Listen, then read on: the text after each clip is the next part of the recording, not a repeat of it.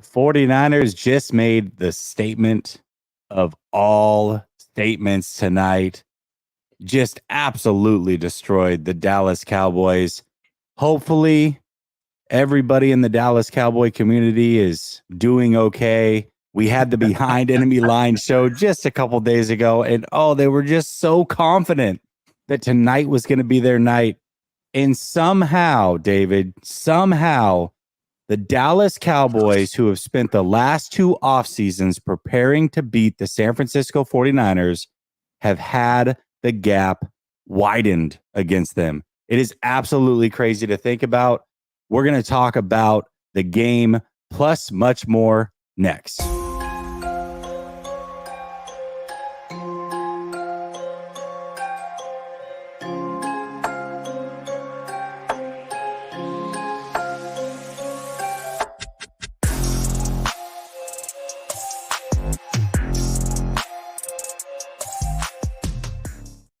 All right, welcome back to Last Second Sports, where we are giving you our take down to the last second, and it's a post-game show, which means I got my guy David with me tonight.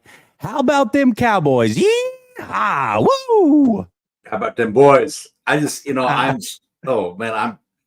so stoked. I've already one in. I just realized this beer is like the colors of 49ers gold over here. I'm blending in with my beer. I'm feeling really good. I can't wait to get down because this was a beatdown of historic proportions. This is one of the all-time. I've been watching Niners Cowboys since I was 6 years old. I don't think I can ever remember a game like this. I mean, we had preseason rosters in the fourth quarter, at the beginning of the fourth quarter. I don't know if I've ever seen that happen. So this is, we're ready to have a good night. Well, we got some super chats to pile through real quick before we get on to the topics. Marcus says, can't wait to smile at Dallas fans. Maybe wink. The layered throws with accuracy opened my eyes. You're my favorite content creator. Thank you, Ryan, a second. Marcus, thank you so much. I appreciate you for tapping in. Oh, and actually, I was reading it and didn't have it on screen. You would think this is the first time I've done this, but it's not. I promise. I've done this a couple times before. Brother Bob says, "Fook your face, Dak." Jerry about to fire McCarthy. Yeah, man, it doesn't look good in Dallas. They want to fire McCarthy. They want to get rid of Dak. They want to get rid of Pollard. They are in shambles right now. I'm surprised that they're not wanting to get rid of Parsons at this point because he did absolutely nothing tonight as well. Cryptic says full potential of the Niners today. Number 6, here we come. We're actually going to talk about that very topic. Jamaican Boy says, where Buddy at? Where Buddy from the other day? What do you got to say now? Fred deserves game ball. My goodness. Let's freaking go, Jesse. Let's freaking go. Oh, my gosh. I'm with you. Y'all want to Trey LMFAO. Cool. Smelly Smell says, are they still them boys? Oh, yeah.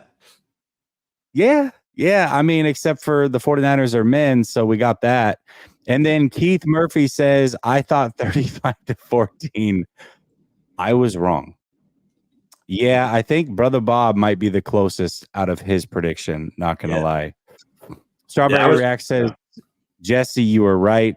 This is the first game that we don't get 30. Instead, we got 42. Yeah, no doubt about it, man. I called that one. JR100 says, nobody said we were putting up 30. I said 34-17. Easy. Brother Bob, man, I think he's the only one that had us going over 40 that I remember at least, but you guys were a lot closer than me. I said 27-20 49ers. And then Mark says the Niners are number 1 scoring offense in the NFL. And then Brother Bob says BC. Okay. All right. I said 41-17. You did say 41-17. Already. All right, dude. It took 5 minutes to put, not even. He put you in timeout already? Dang, boss. Come on, boss. Don't put him in timeout. I can't wait to see him wear the cowboy hat, though. Remember, for those of you that tuned in to Behind Enemy Lines, Boss, Cowboys, and myself had a hat bet. The 49ers won, and they did. He's going to have to wear a 49er hat on stream. He has to go buy it first, so you got to give him a few days, but he has to wear the cowboy hat, the 49er hat on stream. So make sure you tap in with Boss Cowboy. All right. That being said, there's some numbers that I want to point out. And I did this last week, and it seems like every week we got some great numbers we can point out. So I'm going to point these out real quick, David, and you tell me what stands out to you most. First one is this. 49ers now have 15 straight regular season wins. CMC now has 14 straight games with a touchdown. Kittle with his first 3 touchdown game of his career. Purdy is one of 2 starting quarterbacks now in the NFL with 0 INTs. The other one is rookie CJ Stroud. The 49ers now have 8 straight regular season games with 30 or more. And the 49ers are one of just 2 teams that remain undefeated. So out of those statistics that I just threw your way, those numbers, which one or one stand out to you the most? Oh, boy. I mean, run those last 2 back again. 8 straight regular season games with 30 or more, and the 49ers are one of 2 teams that are undefeated. Yeah, I was expecting them to be undefeated after as we went through this. I think that the 8 straight with 30 more, we both thought that the offense would have to be the engine for this team this year. And that's no slander on the defense. We expect the defense to be really, really good as usual. But with that turnover to Wilkes, you're kind of like, okay, you go from Solid to D'Amico. Can they keep this run again with all these new DCs? Still, despite those expectations, putting 30 burgers up in the NFL is not easy. And the Niners are making it look easy. I think that's the other thing that people need to understand. Like these aren't like, it's just in every way. And outside of the Miami Dolphins, and they had a little hiccup against the Bills, and got back to business today against the lowly Giants. I mean, really, the Niners are the most consistent offensive team in the NFL this year. Like they're just piling up points, and it doesn't matter who it is. Make no mistake, this Cowboys defense is good. They're a good defense. They have really good players. And I know we're going to talk about this, but the Niners are doing that, and they're putting up points, and they made the Defensive Player of the Year runner-up, Micah Parsons, look completely invisible tonight. And I think that's the other thing about this is that if the Niners can do this and embarrass what some people think is the most iconic, it's the Niners. It's not the Cowboys. It's not America's team, right? They can embarrass on Sunday Night Football in prime time. They can do that to this defense. They can do this to any defense. So I think this game put them on notice. So there's going to be more of these. And next week in Cleveland, another solid defense, but struggled when Watson's out. I said 24-16 with my prediction tonight. Niners win. I think I gotta get on the bandwagon. I gotta start putting 30 plus. Yeah, it's crazy. I mean, there's a lot of good numbers here. I'm gonna go through them again just because I think they all deserve something. 15 straight regular season wins, 14 straight games with a touchdown for CMC. Kittle had his first 3 touchdown game.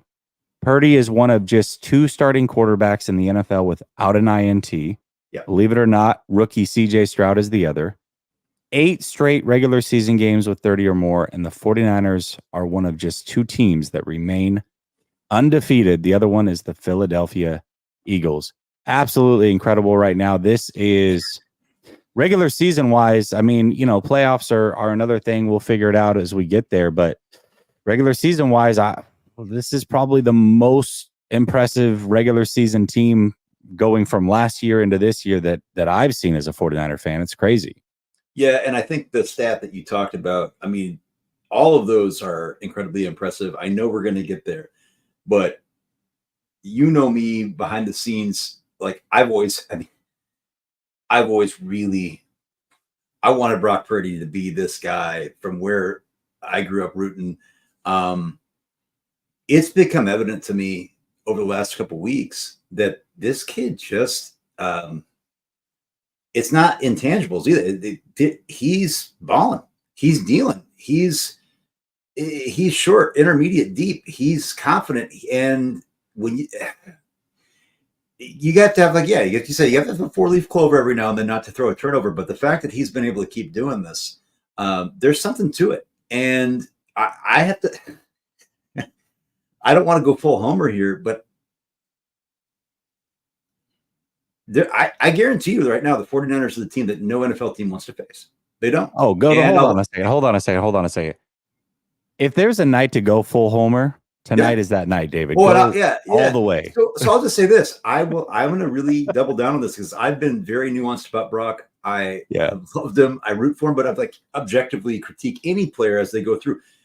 I've said, like, I believe he'll remedy some of these things that he was kind of tightened up, like ball placement first couple of games. It's up and down. He had a little bit there at the beginning of the game tonight, and then just tightens things up. What the biggest play of the night I know was that play down to Ayuk. Burford gets a holding penalty, right? The very next play, it's first and 20, second and 20, whatever it was, right? The same spot, goes right down to it. And the fact that I think that Kyle is trusting him is like also builds that confidence. There's something going on with this team, man, that somebody asked me the other day. I said, hey, who would you pick 2012, 2019, 2023? And I said, hey, it's a little early, 4 games in, right? I said, it's a little early to dismiss like the 2012 team. Right now, the way this team is performing, if I were to be honest, I'd roll with the 2023 team of all those teams that were listed.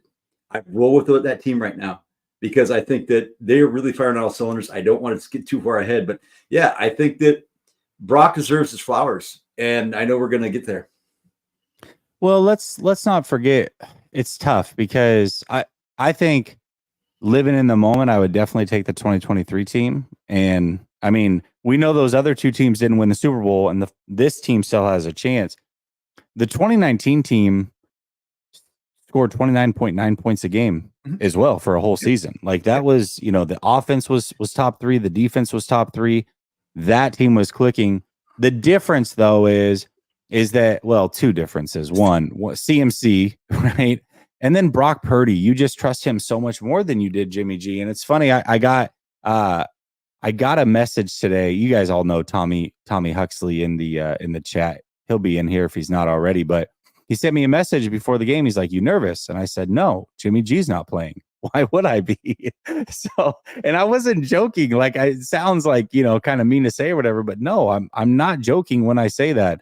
That was the big difference. In 2019, there was a point where they lost to the Seattle Seahawks, and I was out on Jimmy G forever. From that point on, that was the game. And it just, I couldn't help but to be nervous every time he dropped back and every time he would throw and the ball would leave the screen. When Brock Purdy drops back and the ball leaves the screen, I get excited. I'm like, all right, how far down is this completion going? Who's going to catch the ball and what's going to happen once they do catch the ball? Are they going to break it or is this going to be a touchdown? Good things are bound to happen when the ball leaves the screen.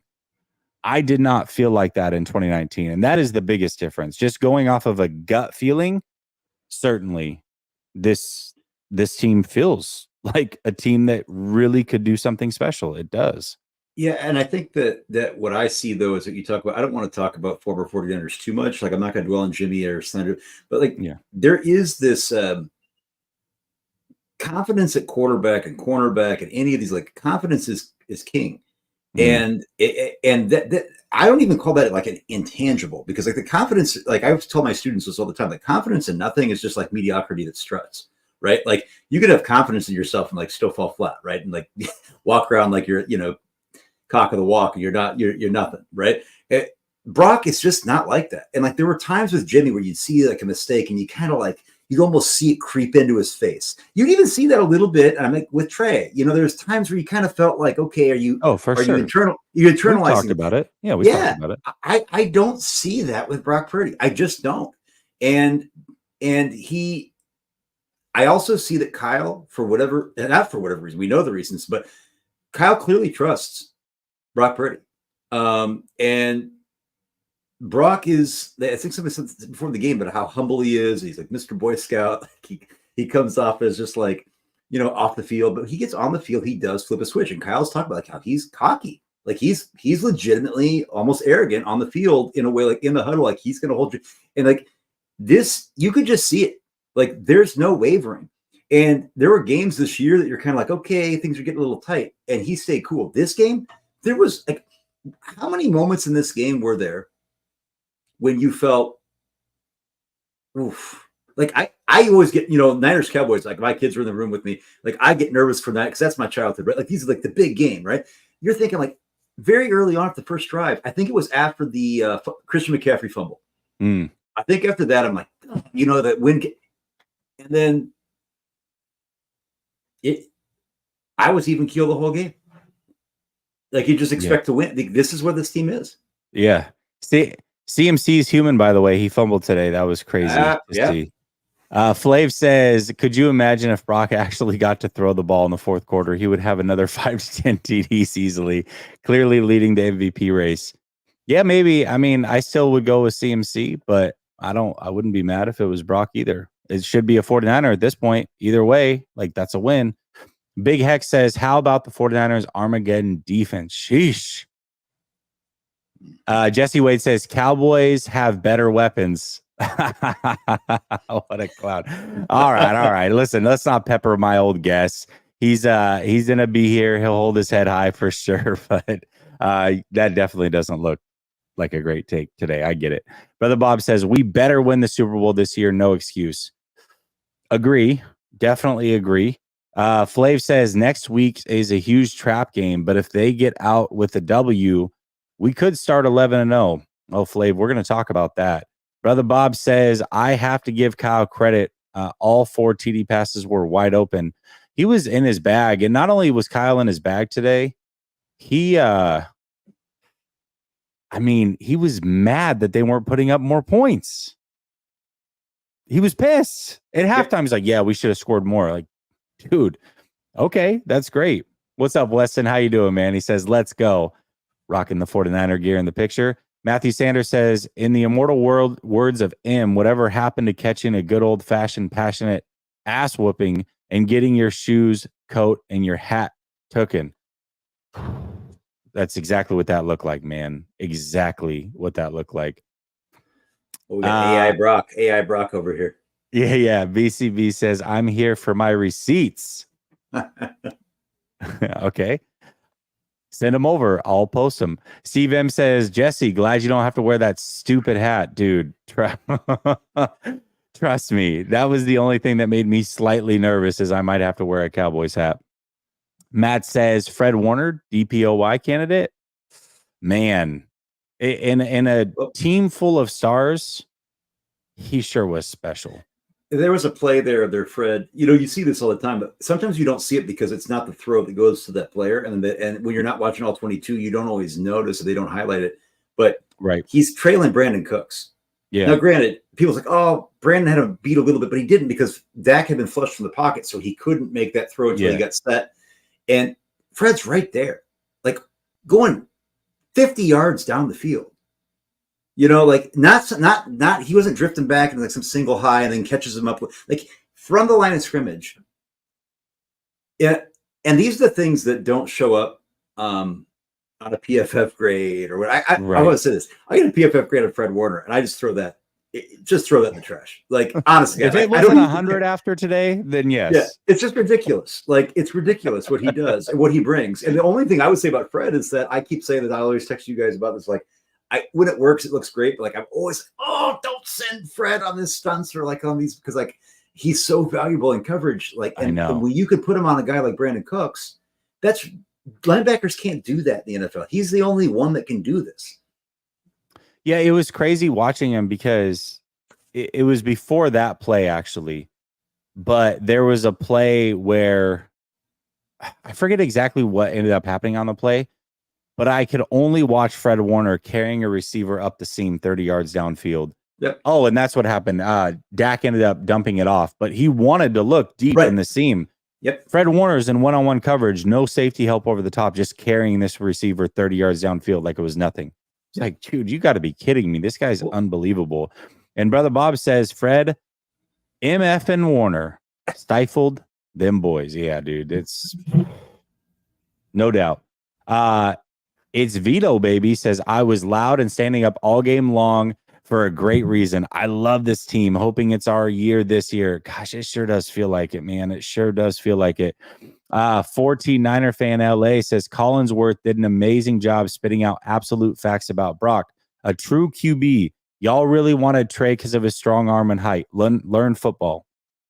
Okay. That's $5. Thanks.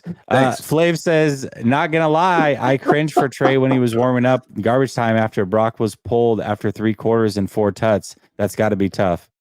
He'll be fine. Like you said, he's 23. He's got plenty of time in this league. Dak and a Dak, says Marco. Super Bowl bound. Sure does feel that way, doesn't it?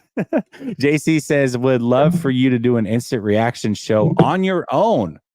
Why? I love doing it with David. Oh, man. I mean, I'll tell you what. Where else could you have a guy who's already drank 2 beers pour himself another one? Okay. I mean,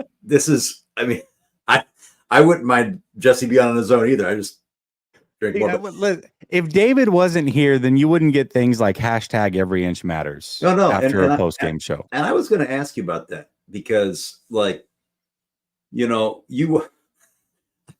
how many inches mattered tonight? So many. All of the inches, actually. All the inches mattered today. And I will say this, the only thing with it, you talk about Fred Warner, but we really think about this, Ed, before we forget, the only play, I mean, there was a play to CD Lamb that was just kind of I wouldn't say a busted coverage, but it was just Dak extended the play and goes to CD. I think that was, I want to say late second quarter. The only touchdown was actually a really nice pass from Dak Prescott with great pressure from the Niners. And Isaiah Oliver, who I kind of have been ragging a little bit, got caught against a speedy guy in a situation that wasn't going to work.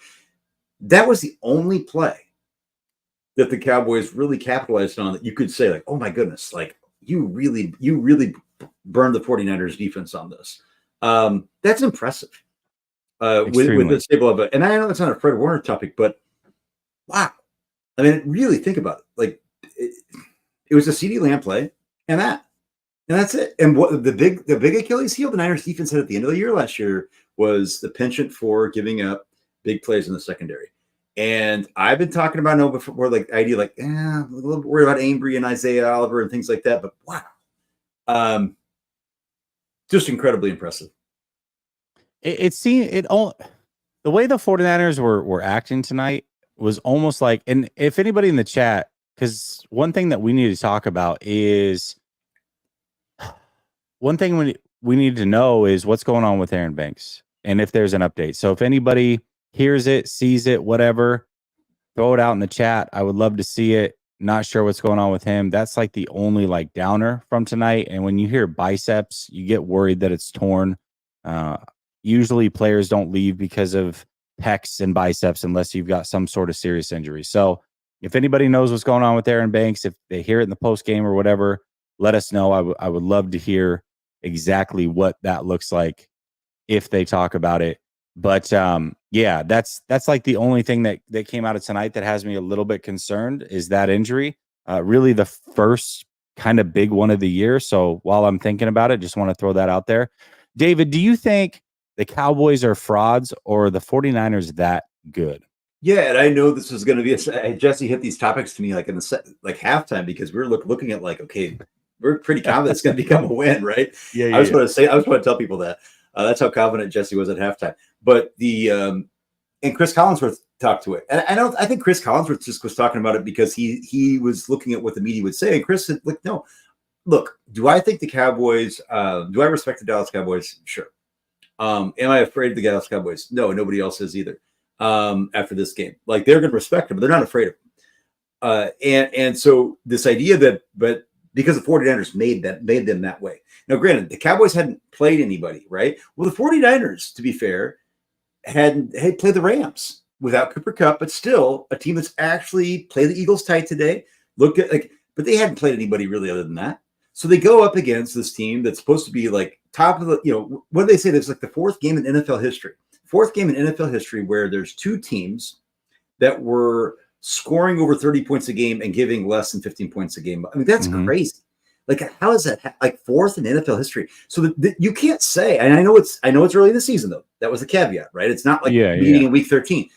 Look, this Cowboys team is going to rebound, but the 49ers have matched up well against the Cowboys in the past, but those games have usually been tight.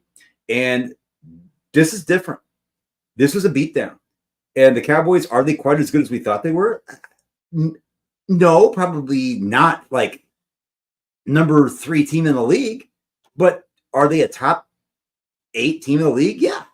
And so like the 49ers like crushing them, who cares if they're 8-7-6-5-4-3-2-1? Like the 49ers donkey stomped them in prime time. So what was very clear is the Niners are the number 1 team in the league. All due respect to the Philadelphia Eagles, and that game on December 3rd is going to be epic. Until that game happens and until the Eagles beat them, I still look.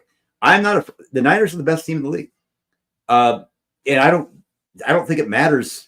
I think it's unfair to say just because the Niners whooped up the Cowboys that all of a sudden that's going to diminish the aura around the 49ers. In fact, that's just crazy, like galaxy brain shit. You know, it's like that should elevate the Niners profile. Yeah. Yeah, absolutely. I mean, I think it can be a little bit of both. I think, first of all, the 49ers are that good. I'm not taking a damn thing away from this team right now. Everything you saw tonight is absolutely real. Absolutely real. The 49ers are 1000% legit. So let's be clear about that. We knew that, though, going into it.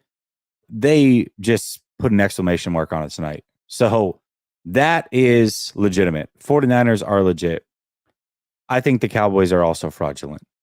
I do. I don't think they're a very good team. I mean, they're a playoff team, right? But they're just not upper echelon. They even when they started out, 2-0, 3-0, whatever, or 2-0, and then, had the big one last week. It was like, it always felt like 49ers and Eagles, and then like Dallas, Detroit, Seattle, like a tier below, a pretty big tier below. Yeah, and I agree with you. And I'll say this again. I think there's 2 players that I think really did not show up tonight. That's Dak Prescott and Micah Parsons. And I'm going to say this about Micah Parsons. I think Micah Parsons is an absolute stud. And I also think he plays really undisciplined at times. You see him in the run game I know there's Rich is going to go pull some film and cherry pick. I love you, Rich. You're going to go say like, well, they didn't run at him and he had X amount of year. Look, you see him really go for the kill, not just in pursuit of the quarterback, but in the run game, and he gets lost, and he doesn't even get blown up. He doesn't even get blocked. He just takes himself out of the game, and I think it's gonna hurt the Cowboys going forward. I think it's not just against the Niners where that shows up, and I know it seems nitpicky, but Micah did not show up tonight at all. Like he got completely neutralized. Dak Prescott always never shows up against the 49ers. He never does. Tonight was his worst game. Three really bad interceptions. Like not even really like the Niners were on the right. Like I think there's a nice like PBU, but really all of them were just horrible ball placement, overthrows, like not even close. Unforced. Nope. I most of them weren't even with pressure on his face. Like Dak's just. I hate to say it because I actually like Dak Prescott. I really, if you go back and look at I think has the potential to be a good player, and he doesn't deliver against top competition in these moments. And Brock Purdy, on the other hand, I know all those pieces around him, but who does Dak Prescott have around him? Look at that offensive line. Okay. Oh, look at that offensive. Are you really saying offensive line? Yeah, Pollard. Elite offensive line all around the line. You've got Tony Pollard. By the way, I know I just bookmarked a guy who Tony Pollard's a good player, right? Yep. CeeDee Lamb's a really good player. Michael Gallup and Brandon Cooks are good players. Yep. What? Come on. I know Mike McCarthy is no Kyle Shanahan, but I understand the idea of the Cowboys are fraudulent. But I also think the Niners have a really uncanny way of making some guys who are really damn good players look like they're out of their league. And you saw it tonight. Yeah, absolutely. San Fran 49er fan says, hey, Jesse, what's that scoreboard behind you? It's dope. Yeah, it's actually here. I'll put it in the chat. It's a sponsor, so you can go check them out. Promo code LSS. You'll get 10% off. But basically, it runs through. You can program it however you want. You can have it do stocks, time.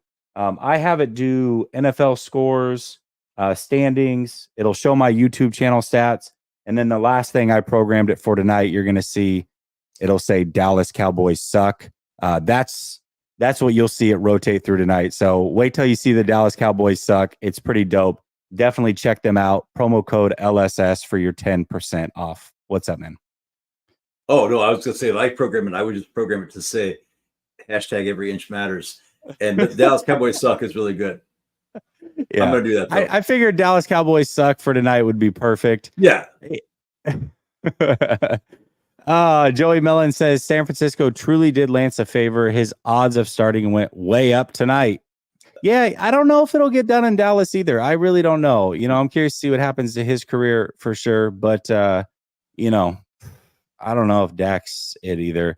It's Vito Baby says, I want to hear your best Stephen A. Smith impression. How about them Cowboys? It's not going to happen for me. I've got zero chance of doing a Stephen A. Smith impression. However, at the very beginning of the show, I did give you a how about them Cowboys. So there you go. Brother Bob says, David, let me crack one open with you. How about them Cowboys? Them Cowboys! JC says, my whole point is don't pour a drink, guy. Why? It's a post-game celebration, my man. This is we're not wearing suits and uppity up, man. Come on. Come on. It's fine. 3 12-ounce. I've drank 4 Nalgene's of water today. I like 17 miles a day on my treadmill. I can't believe that's a long way on a treadmill. I watch all these games throughout the day. I deserve these beers. You all deserve a beer. Go pour yourself a beer. Get a scotch. Go enjoy the game. It's victory Sunday night. Exactly. Keith Murphy says, we're on a mission. Get on board. I agree with you. I agree. Vinny Boy says, almost perfect. Just need Mason establishes a 1-2 punch with CMC and better backup. We can only be beaten by injury and lack of depth. Yeah. Okay. Mason is really good also. I think he's earned his way to getting carries with this team. And at what point, David, actually talking about Mason, at what point do you think he takes Mitchell's role? Just takes his job straight away from him. Did it happen tonight? Yeah, and I'll say this: football's a hard sport. And I'm a pro player, pro labor kind of guy. I'm all these guys get as much money. These guys, their bodies. I don't think we talk football. We're getting excited. Like these guys hurt all week after game. And Elijah Mitchell, unfortunately, the brutality of the game is just also catches up with him more than maybe some others, and that's not his fault. But it is a reality. And I love Elijah Mitchell. He's a tough kid. He's not soft. He's just his body happens to be like he just isn't as malleable. He's had more issues staying healthy. And I think this might be the last time. I could be wrong. I'm not crystal ball. I'm not hearing this, but I was shocked actually that they didn't look to maybe move him for a 7th. And I almost tend to think that there might not have been a whole lot of value for him because of that injury concern. And I think at this point, it's nice to see Jordan Mason. And actually, Jordan Mason on the back, it was not tonight, but it was last week where Jordan Mason caught a CMC kind of dig on that. And boy, Jordan Mason, speaking of which, I was so happy. Jordan Mason, his first touchdown last year, he's one of those guys you can just see that loves the game. And I know that sounds so cliche. He busted through tonight, and you saw him like shake his fist, and he was like, he wasn't taunting. He was just like, he loved it so much. Yeah. And you just see that, and it's wonderful. And so, yeah, I want Elijah Mitchell to have success. If he can come back healthy and come back in and get some carries, that's awesome. But I think right now Jordan Mason has shown that he's shown ball security. I think there was an issue going in preseason games and certain things before. But boy, I think you can trust him. And I think you can also, I think you saw that night, if you would have told everybody the Niners scored 42 points, you would have thought CMC was like scoring 40 fantasy points, right? You would have thought CMC, it wasn't the case. CMC was actually not as involved tonight as he has been. And Cowboys did say they were going to swarm CMC. And I think that they sometimes focus a little bit on that too much. And Kyle took advantage of it. And I think Jordan Mason has shown that, yeah, he has a role in this team. And I think that's going forward. It's a long season, right? There's going to be times where they're going to need to lean on Jordan Mason. And it's nice to see Kyle be able to trust him to do that. Yeah. You mentioned the Cowboys swarming CMC, and they really did a pretty good job of that. I mean, for the most part, but it's just too much. There's just too much on the San Francisco 49ers, man. It's just, Yeah, I don't understand how you go about stopping this team. Good luck to the rest of the NFL. Bashaka says Brock #1 in MVP votes. Quarterbacks tend to win, man. I mean, it'd be hard to say he's not at this point, right? Like, I mean, like I said, I would say CMC, but dude, quarterback, it's a quarterback award. And if we're going to look at quarterbacks, I would say that real quick though. Dallas Cowboys suck. Well, I don't know if you guys can read that, but I just want to make sure. Okay, go ahead. No, and I'm not. This is just box score, but I hadn't even looked at the box score tonight. And Christian McCaffrey, 19 carries, 51 yards. I mean, that's usually 19 carries, 100 plus, right? Like it was 2.7 yards a carry. Jordan Mason, 10 carries for 69 yards. Obviously, a lot of that was once the defense has been beaten down, and then the big touchdown run, right? But like, yeah, I think the Dallas did focus on really swarming. But I think what's new now is that there's this big theory that all the Niners are going to have to do is stack the box and make Brock Purdy throw, like the Jimmy Garoppolo effect, right? Yeah. What was the team? The Vikings were doing it to Justin Herbert. It was Wink Martindale for the Giants did it to him. Blitzed up, what was it, 80-some percent? I think it was almost like him and Brett Flores for the Vikings, I think, tied in the same week for like the record amount of blitzes per quarterback. And both Herbert and Purdy gutted him. Yeah. And I think there's the thing, because Herbert will always say, like, that's an elite quarterback. Look, that's not easy to do, to respond in that way. And I know that Purdy has all these weapons, but I think it's becoming increasingly harder to dismiss that as just being a point guard, or just dismiss that as being a facilitator, or dismiss that as just being anybody can be put in that. And I think I was even open to be like, well, okay, because Purdy, 8 games last year? You're like, okay, UCL, rookie year, we've seen other guys be flashes in the pan. How much, it's healthy to have skepticism. And now I'm not crowning Brock Purdy as the #1 quarterback in the league, but I'm also saying he's a hell of a lot better than a lot of people give him credit for, than I was ready to give him credit for at the beginning of the year. And I really believe in him. I really do. And I think this team does as well. And so, yeah, I think the MVP stuff, I was kind of pumping the brakes with saying, yeah, like after tonight, it's a quarterback-driven league and those voting, and I think you're going to see him get traction. And in a way, I love it, because I think that's going to give him even more confidence. I think he believes he deserves it. I think he believes that this is like something he wants, that attention. Brock doesn't shirk from that. So, yeah, I love this media attention. I love that they're going to be talking about this. Yeah, and they are going to be talking about it. That's for sure, as they should. Issa says, who else went to Boss Cowboys channel? I'm curious to see what's going on over there. I feel for you guys over there. But it wasn't pretty. It was not pretty tonight. Kenny G says, I'm looking forward to the rematch with Philly. I really am. Let's go Niners. I got an interesting topic around that. And maybe Philly's the team, but we'll see. Jamaican Boy says, guys, have we seen enough from Mason to be running back 2? I have. We were just talking about that. I think we both agree with you, Jamaican Boy. We do.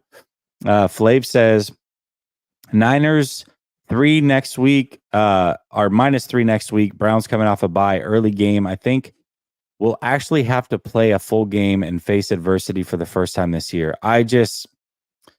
Listen, Deshaun Watson used to be a really good quarterback. That seems to have left the building. So unless he can turn back the clock and become who he was prior, I don't think that it's going to be relatively close. It's Vito Baby says, only injury is Aaron Banks' bicep per Shanahan. Yeah, and that's... So we heard bicep. I guess we're probably not going to know until further testing. I don't know if he said that they're doing further testing or what. I would assume, again, when you hear bicep or you hear pec, usually it's significant. I hope that I'm wrong, but losing Banks right now would definitely put a damper on tonight's massive win for sure. So let's pray that he's healthy. I think Feliciano is fine. He's played a lot of football, but he's not Banks. Banks is an ascending, very, very good player right now. Very good player. Yeah, and I think you and I were talking about Banks this week, and I don't mean to hopefully PFF doesn't become a sponsor for you, Jesse, but I think PFF is a really good tool. But I look at Brett Banks is great. It was something ridiculous. Like he's allowed three pressures. And PFF hands out pressures like it's candy at Halloween. Yeah, Like we they talked do. about this, right? And 3 pressures, 0 sacks, and yet his pass rush rate is like league low. Don't look. Aaron Banks is a phenomenal football player. And here's another one where I would eat crow. That was a pick that a lot of people had their eyebrows go up when he was drafted in the second round, right? Yep. This guy's done nothing but make that plan look like it was exactly what was on schedule for. But yeah, I really think that I think Feliciano could step in, but I think that could be significant. The fact of the matter is, though, he didn't play in the second half, correct? He came out early third quarter, I believe. Okay. Yeah.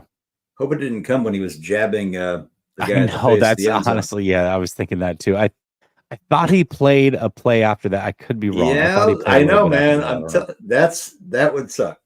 Yeah, that would be awful. That would be awful. Nee says this team is so good. They really did the Lions trick play just a few hours later. I love this version of Kyle. Yeah, like that's a good point out, Knees. Like, was that something that they both happened to draw up this week, or did they really see that and be like, yeah, we're going to incorporate that last second and throw that into the game plan? I honestly think that it's not the first time I've seen that play. I will say this. I think that Kyle could have had some. I really believe that Kyle probably saw that today and was like, yeah, I got that. I got that. We've got this in our plate. We'll do it tonight. Let's do it. I honestly, it would, and that's how cold-blooded Kyle is. I think Kyle's like, Ben Johnson's flavor of the week, and Ben Johnson's a wonderful coach, and I think he's going to be the head coach candidate number 1 next year if he finds the team he wants, and he'll have the pick. But to have Kyle do that on the same night is just chef's kiss. I mean, that's Kyle being like, he's just like disrespectful Kyle. I mean, there was I think it was a thread somewhere like that hashtag disrespectful Kyle, and it's like that was it, man. That was. Yeah, definitely. Ben Johnson and Adam Peters in Chicago, I think, huh? William Bonnet says, I had this team winning 9 games. I'm an idiot. I had this team winning 12 games. I'm also likely an idiot. Yep. Vinny Boy says, O-line is doing well right now. CMC is great, but if Brock gets injured, no, I'm not even going to say it. I'm not even going to say it. I'm not even going to say it. I can't. I can't say those words. Carlos Oliva says, what's good, Jesse? Nothing better than a win over them boys. Thanks for the A+ content. Carlos, thank you so much, man. I see you on Twitter. I appreciate you, man. Appreciate you tapping in over here. All right. In a game that was so impressive on both sides of the ball, I'm going to make you choose what was more impressive, the offense tonight or the defense. Which one do you think was more impressive tonight? Offense. Really? Okay. Yes. And I'll say this. I think the defense played incredibly. And I think that if you ask me to take a position, I do this with my students all the time. It's like, it's you can't remain neutral on a moving train, right? Like that's this old saying, like take a position and defend it, right? Yep. I think that from Fred Warner's punch out on Tony Pollard to the picks and to the consistent pressure and eliminating the middle of the field for the most part and eliminating the big play, Shavarius Ward making plays down the sideline and never seeing him because he's blanketing everybody and CD being quiet. I love it. And so the defense played really well. To me, though, this defense that they're facing tonight is a lot better than the Dallas Cowboys offense that the 49ers were facing. And if I'm going to say, and the way that the Niners just methodically went down, and when Kyle was saying it should have been more, he was right. Like they got the ball back with about a minute 50 when the Cowboys punted, when I thought they should have gone for it, and on 4th and 2 from around the 50. And Kyle calls a timeout at 2nd and 2, right before they run the play. And it looked like they were actually going to pick up the first down. And I think Kyle called that. He's like, I want to get this right because I want to go down and score. And they didn't. They did a 3 and out, right? It was, and you could see the frustration on Kyle's face, even though he knew the game was probably out of hand already. And I think that to me is what's so impressive about this team. the response, the Spencer Burford hold, which I thought was a questionable call. And to go back and think, oh, you just had that monster play to Ayuk, and then to go right back down again, to Debo, and just like nothing. And it was the fumble from Pollard, and the fumble from McCaffrey, and then the stop, and then the flea flicker. Like, it was like nothing happened. This offense allows this defense, to me. I think last year was the other way around a little bit, where the defense put the offense in short fields and X, Y, and Z. I think this year the defense is playing well, but I think the defense is really feeding off the offense, the confidence that Brock Purdy has gained. And to me, that's what makes this team so special and so fearsome and so scary for other teams. I guarantee you this. There are amazing quarterbacks or amazing players. There is no other team than the 49ers. Like, there's no way you want to face this team. There aren't weaknesses, to be quite honest. Like, we quibbled about, okay, Isaiah Oliver come in when, and if you had make Demo come in, if Isaiah Oliver has to go, and Angry, I'll tell you, they still, and that went down tonight. The Niners were only giving up about 5 yards a pass, and that went down tonight.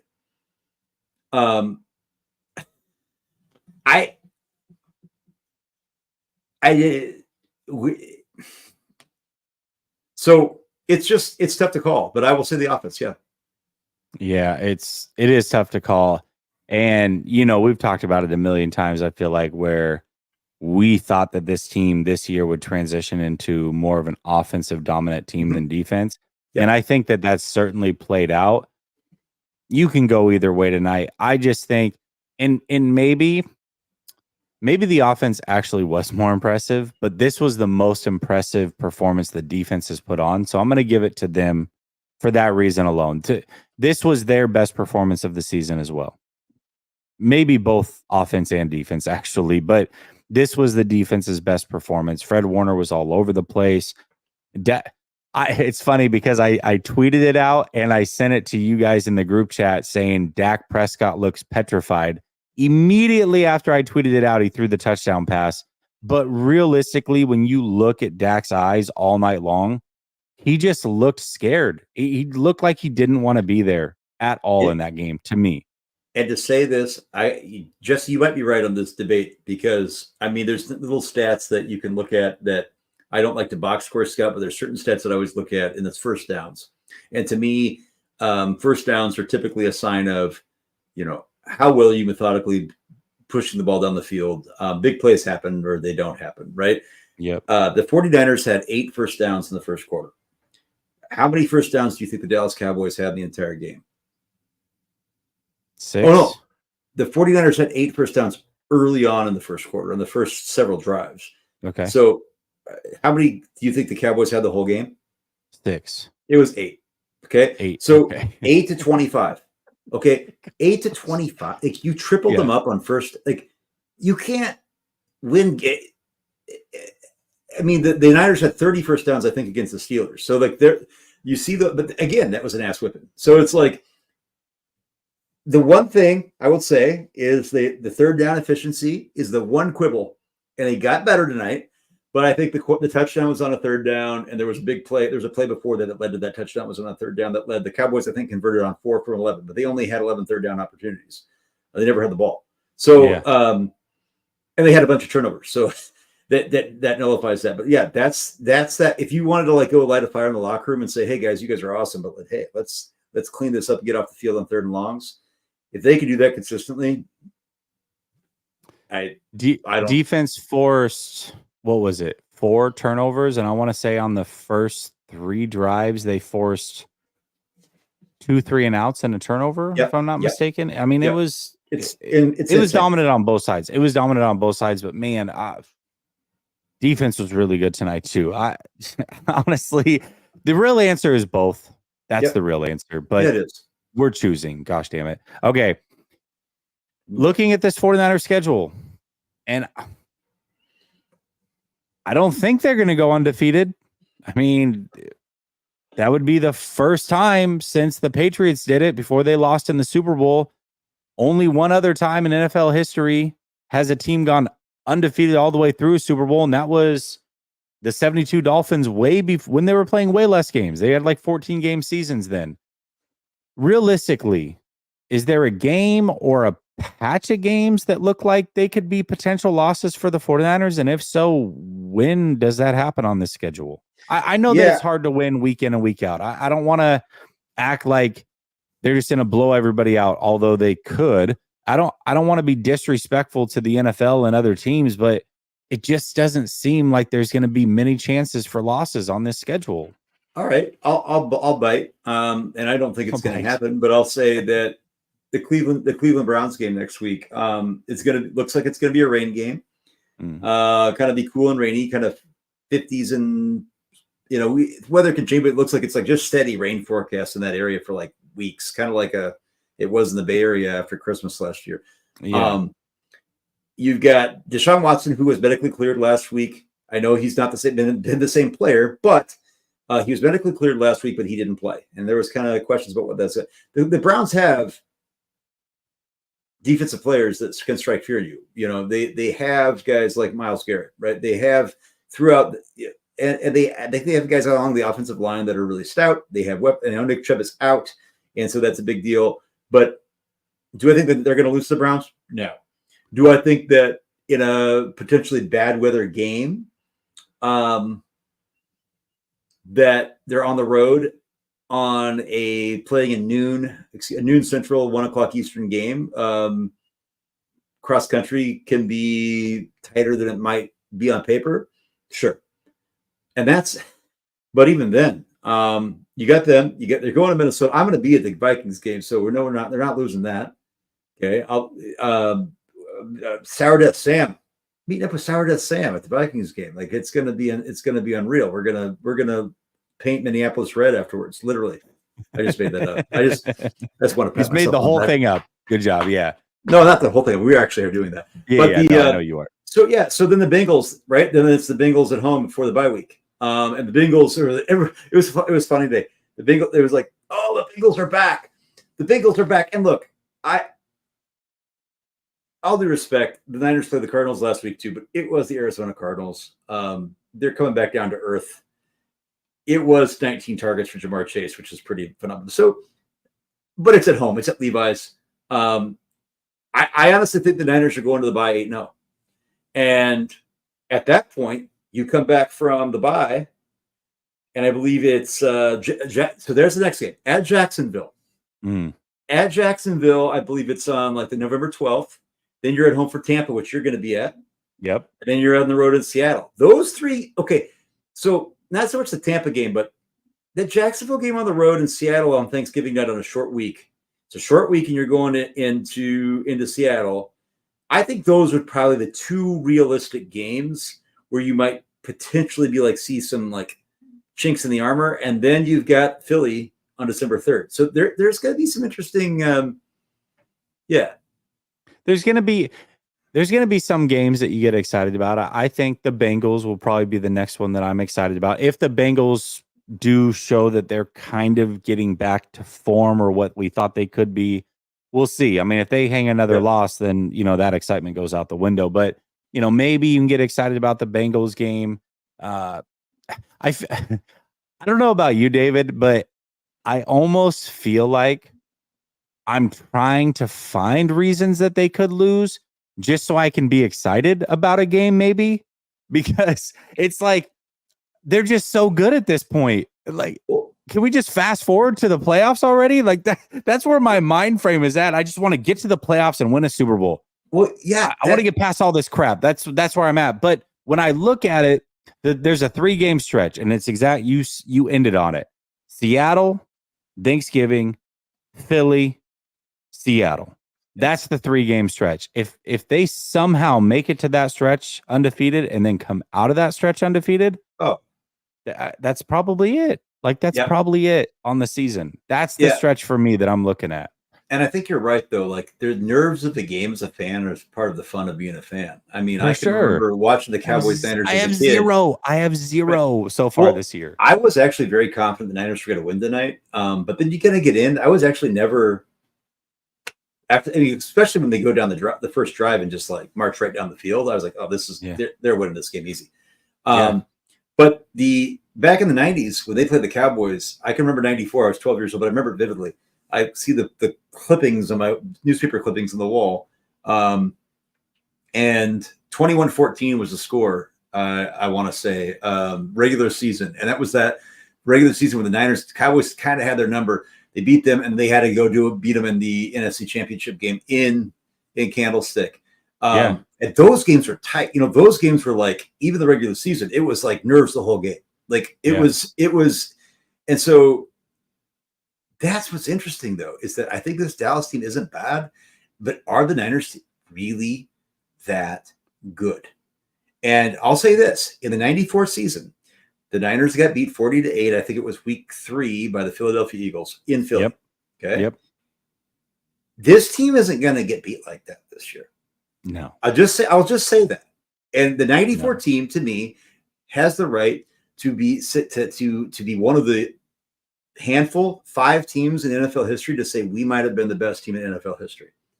I honestly think, and I don't want to put the horse, the cart in front of the horse, so to speak. Like I say pump the brakes, but this team is legitimately an elite team, and they have a potential to make some history this year. And I think that, like you said, the fact that we can't even really think about right now when exactly that'll be, where you really feel tested, shows you how good this team is. I just hope that it doesn't end in heartbreak, and it's one of those seasons where it's like, okay, is it the best team to not win a Super Bowl? Like, I don't want to go down that path. I just want it to win a Super Bowl, and then we can talk about their place in history from a good standpoint. That's where I'm at with it. So I told my wife that she's like, oh, you really think? She's like, you really think the Niners could win the Super Bowl? I said, well, there's 31 other teams, but there's only a handful of teams that can really win. But I said, God damn, the Super Bowl's like 4 months away. I know. But I mean, you get feelings early on, and sometimes teams fall. No. The Bills are one of those teams right now where they're just being decimated by injury. They lost their top corner last week. He's done for the year. They lost Matt Milano this week. He's done for the year. Greg Rousseau's going through some injuries. Sometimes really good teams just get decimated by injury. That's happening to Buffalo. Dallas, although I don't think was ever on the 49ers level, they lost Diggs. That was a big loss for them. They had some injuries tonight. We'll see how that goes. But, the 49ers have been healthy to this point. Hopefully Banks is okay outside of that. And, sometimes things just fall into place. So there's a lot of time left. Yes, the 49ers could get decimated, I guess. But right now, everything is headed in that direction of, man, this team really could be it. Brother Bob says 4 turnovers, 10 points allowed. It's definitely the defense that's going back to our defense conversation. Dave Barclay says, Jess, I came in here and said the Niners were going to lose before the season started. Actually, it's funny. I had going through the schedule, I had this as a scheduled loss. Although coming into this week, I had changed my mind on that. But going into the season, for sure, I had it as one as well. I have been dogging Kyle for 2 years, and he really has improved. I'll eat my words. Go Niners. Go Brock. Keep going, Kyle. Well, I want to, Dave. Can I say this? Let's throw this in there. Aaron Schatz does the DVOA stuff, right? Mm-hmm. He says, just to make it clear, the 49ers dominated the 80s. We have DVOA for all these years. And this is the best start any 49ers team has ever had, ever, in the history of the franchise. Like, unbelievable. And I'm not saying like you have to look at all that stuff. Like, you could take that with a grain of salt, or however, sure. You could take it with a dumpster of salt for all I care. Like, the idea that is like, this team, I think you're seeing all these other metrics that kind of corroborate what we're already kind of talking about. Feeling, like you said, like there's something about this team. And I said, like, if there's ever a time in the last 10, 15 years that I said this is the year that this really is this is it. And I think the Niners are going to know. And here's another thing that we haven't even put on the agenda tonight is like, do the Niners really say, okay, because this team has this special aura and this ability, do you double down and triple down and just make sure you dot your I's and cross your T's and do whatever you can at the deadline to buttress this team at every level, to tie up any loose ends? I mean, like, just You're pushing all in. I'm not even talking about next year. I'm talking about this year. Like you could say, like you said, injuries happen, right? You're healthy right now, outside of Banks and things like. Let's go. Let don't wait. I'm with you. I'm with you. And there have been times where I've thought, could this, and maybe I'm prisoner of the moment. I don't know. But right now is the most confident I have been that I can remember since 1994. That it is our year. 100%. Right? Like 100%. So, I don't know. We'll see. And I will say that 94 year was, I'm 12 years, I'm 41 years old. I was 12 years old then. I remember those times. Like you walked into school. I walk into school tomorrow. I'm a teacher. I'm walking in with my Niners gear tomorrow. It's right. A big homecoming assembly tomorrow. I'm gonna walk in. I gotta introduce it. I'm gonna have all my Niners gear on. It's gonna be wonderful, and I'm gonna say "Go Niners" at the end of whatever I'm saying. It doesn't even have to do with the Niners. It's gonna be beautiful, and the Vikings fans are gonna boo, and I'm gonna like say, "Bring it on, people! Let's do it." It's like that is the type of attitude that I had like when I was 12 years old, walking into school in Iowa with all these Chiefs and Vikings and Bears and Packers fans. I was like, "Yes, come on now, like jump on the bandwagon. There's room." Yeah, for sure. Brother Bob says boys have no corners nor linebackers. Easy peasy. Yeah, they're getting decimated for sure. Leo says, as of tonight's ace whooping, every one of our offensive weapons has a TD. Kittle and Juice. Talk about distribution 123 QB, not QBR. No. Well, passer rating. QBR only goes up to 100. Passer rating goes up to 158. Either way, impressive. 123 passer rating. And yeah, he has no interceptions. Absolutely. Well, and it is crazy that the two guys in the league with no interceptions are essentially rookies or playing out their rookie 16 games or 17 games. That's pretty impressive. Brother Bob says, I'll say it, 20-0, undefeated, book it. Oh, don't jinx us. Justin says, after a high-stress week like this, Cleveland is a trap game. That being said, the Cowboys got beat with the extension cords in town square. Go Niners. Pants down, too. Pants down. The jeans couldn't protect him. It's Vito, baby, says, I'm hearing it's the upper bicep now. Shanahan was optimistic. It wasn't season ending. Good. Tests will be in the morning to confirm. Oh, gosh. I hope that Banks is out short term and this is not a season ending injury. He's just a hell of a player, man. He's a really, really good player. Before we get out of here, let's go around the league a little bit. Yeah, sure. Obviously Niner fans, but we got to talk about some of the other things that happen in the NFL, David. We're both NFL fans. And how does it pertain to the San Francisco 49ers? What's going on? And I'll start. Sure. The two things that stand out to me are the Buffalo Bills continue to get decimated by injury. That's one of probably 5 teams that have a legit shot to beat the 49ers. With these injuries, I think they're out of the race, in my opinion, as of right now. Unless they make a big splash trade, I would remove them from that race. So I think that is massive happenings that went down there with the Buffalo Bills. And then talked about it a few times tonight. CJ Stroud, I know a lot of people want to give me crap for the whole Brock Purdy thought or whatever. But CJ Stroud was a guy that I had as the number 1 quarterback by a pretty wide margin coming into this draft. So far, so good. He also has 0 interceptions. In fact, he broke the record for the most passes to start your career without an interception. CJ Stroud. So shout out to CJ Stroud, doing it with an O-line that is decimated, doing it without a ton of talent around him. CJ Stroud getting it done as a rookie. So he's playing very, very good football to start out his career. What stood out for you today around the league?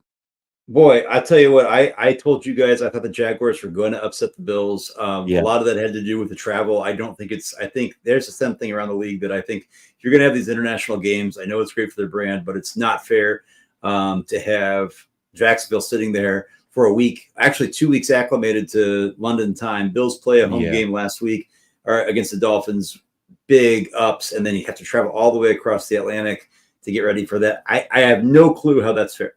But I'm not saying that's why it was completely, but I think that played a big role. Sure. So, but Jacksonville, I thought Trevor Lawrence. I think Trevor Lawrence is a guy that gets way too much flack because people box score scout him. I think he's in that conversation of being almost a top 5 quarterback. I know people might disagree. I think he's that good. Colts losing Anthony Richardson early, but it looks like it's not season ending. It's not a bone. It's an AC joint sprain. Hopefully he'll be back in a week or two. Other things that I looked at that I thought were Dolphins. I think everybody, I saw some people, I think it was, what's his face? The guy on Good Morning Football, Kyle Brandt. Yeah. It seems like a fun guy, but boy, he's like, oh, we thought after the Dolphins Bills game, like they're just a flash from the pan. And I know it's just the Giants, right? But look, I'm going to tell you right now, the Dolphins aren't going away. Mike McDaniel's not going away. Tyreek Hill's not going away. Tua isn't like as special as people think, but that team is good. The other thing I will say is this. They're also getting Ramsey back. Like that's something that is a key player. No, yes. That's a team. Mike McDaniel's, honest to God, Devon Achane, how do you average at 14 yards a carry? Like, I don't know. I don't know. That's and it's not even like this. Mike McDaniel's a freak. The other thing, Chiefs Vikings. Travis Kelce avoids what looked like a foot injury. Justin Jefferson. I thought he tore his Achilles the way he reacted. He looked back at his foot, like he got his foot stepped on, which is very synonymous with an Achilles tear. Thank God that wasn't it. What I looked at it was, I remember when Jimmy Garoppolo got hurt last year. Yeah, and that foot, and it wasn't the same like player on it, but like, he comes back, but Justin Jefferson, a Vikings, we've heard rumbles, right, that Justin Jefferson, he hasn't signed his extension, right? He comes out, he stands on the sideline. He doesn't go sit in. He doesn't go to the tent. He doesn't go to the locker room. Stands there with a towel over his head, kind of sulking, kind of glaring. I'm not throwing shade at him but that to me is interesting and something to watch.